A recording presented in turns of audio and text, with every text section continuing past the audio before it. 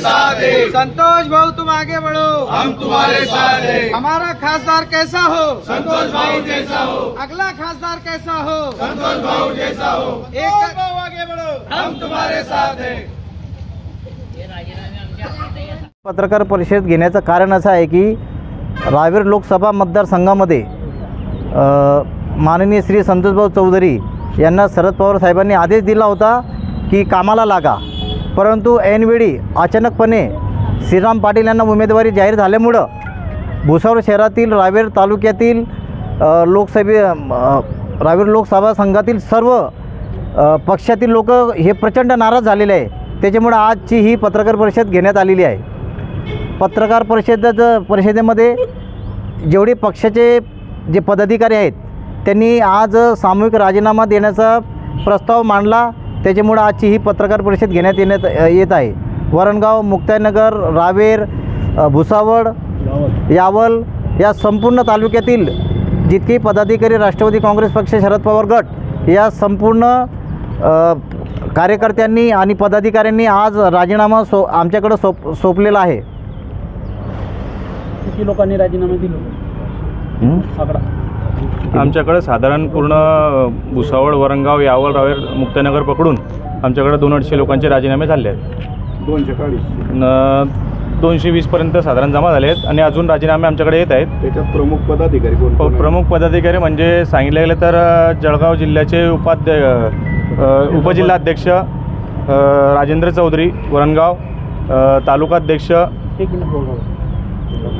दीपक मराठे, मी भुसावळ शहर अध्यक्ष दुर्गेश ठाकूर व यावल शहर अध्यक्ष व महिलाचे उपजिल्हाध्यक्ष वरणगावचे अशा सर्व लोकांनी जे प्रमुख पदाधिकारी आहे सर्वांनी राजीनामे आमच्याकडं सुपूर्द केले आणि हे सगळे राजीनामे आम्ही जयंत पाटील साहेबांच्या व्हॉट्सॲपला सगळ्यांना पाठवले आणि अजून जे पदाधिकारी बाकीचे हे सर्व आमच्याकडे राजीनामे पाठवत आहेत आणि 15 तारखेला भाऊ इथं मीटिंग घेणार संतोष भाऊ, त्या निमित्ताने 15 तारखेला आम्ही हे सगळे राजीनामे भाऊंच्या स्वाधीन करून शेवटी भाऊ जो निर्णय घेतील त्या ठिकाणी आमची सर्वांची पदाधिकाऱ्यांची एकच मागणी भाऊंना सुद्धा की भाऊ आपण ही लोकसभा लढवावी आणि आपण ही लोकसभा जिंकून येऊ असा विश्वास सर्व कार्यकर्त्यांमध्ये आहे।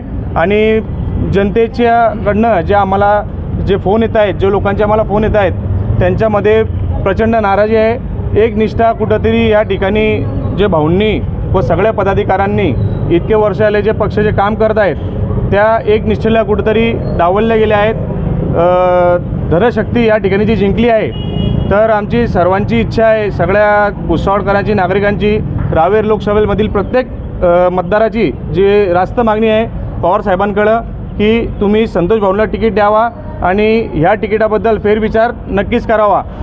त्या कारणास्तव आम्ही सगळे पदाधिकारी पवार साहेबांकडे व जयंत पाटील साहेबांकडे, प्रदेश अध्यक्ष जयंत पाटील साहेबांकडे राजीनामे आमचे सोपवत आहोत। कोणत्या पक्षातर्फे उभं राहण्याचे आहे का असं विचार? तो विचार संतोष भाऊचे सांगतील। संतोष भाऊ जर का म्हटले अपक्ष उभं राहायचं तरी आमची सर्वांची तयारी भाऊंसोबत खंबीरपणे साथ द्यायची। भाऊ कारण सांगता येईल का काय कारणामुळे संतोष भाऊंचं?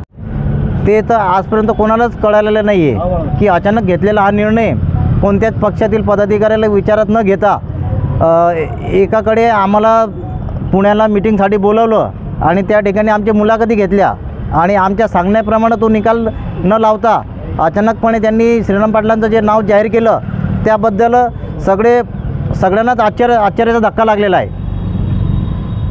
राजकारणात शिस्त काय हे सामान्य जनता आहे ती भ्रमित झालेली आहे की नेमकं कुठला पक्ष कुणाचं काम करतोय हे अद्यापर्यंत कुठेही क्लिअर झालं नाही आहे। तरी भाऊ जी भूमिका मांडतील आम्ही त्यांच्याशी सहमत असून त्यांचं काम करणार आहोत।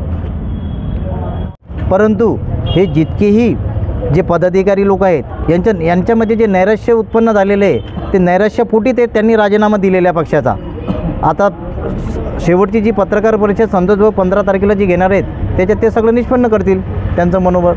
15 तारखेला भाऊंनी जी मीटिंग ठेवलेली आहे त्या मीटिंगेला सर्वांनी उपस्थित राहावे।